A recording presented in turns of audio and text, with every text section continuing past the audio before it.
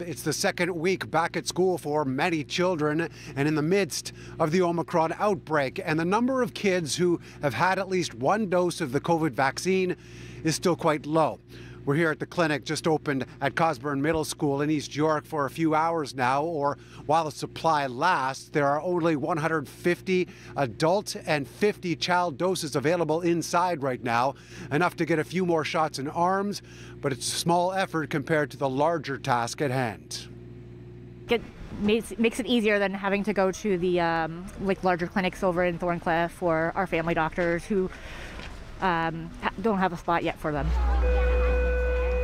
Having clinics available in the neighborhood at a school certainly makes it easier for parents who haven't had their children vaccinated yet, a number that is still high despite the rush when they were first made available. We had a good start and we're continuing to see uptake, but we know that in order to get to the levels of coverage that we would like, we need to use a variety of different strategies. In less than 2 weeks after clinics were first opened to 5 to 11-year-olds at the end of November, 26% of children in that age group had their first shot.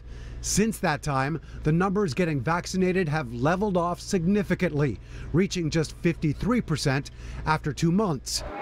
93% of ages 12 to 17 have had a first dose in comparison, albeit with a longer period of time to get vaccinated. Some families are just still hesitant or unsure, and I think they're all still trying to do their research to get more information, talk to their doctors. How do you best convince those parents and caregivers that it's okay? A lot of it's related to discussion and being willing to sit down and have discussions with people. This is not anti-vaccination. I think this is true hesitancy and people really wanting and wishing they had more data to rely on before they take that step forward with their children.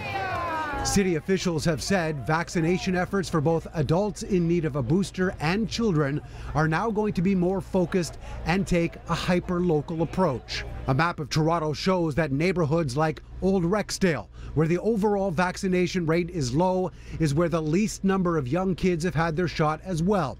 In contrast, the Bridle Path and Leaside have seen 86% of those 5 to 11 with at least one dose. We've held town halls and we have community ambassadors and trusted local partners and agencies who are out there bringing this message directly to parents, those families of 5 to 11-year-olds, their parents, their caregivers, their guardians, so that they are able to be informed and can make a good decision. The information really is not easily accessible. When I look at media and I look at, things in the subway or in the TTC or things that be readily accessible to parents online, the resources aren't right front and center. You need to go looking for them.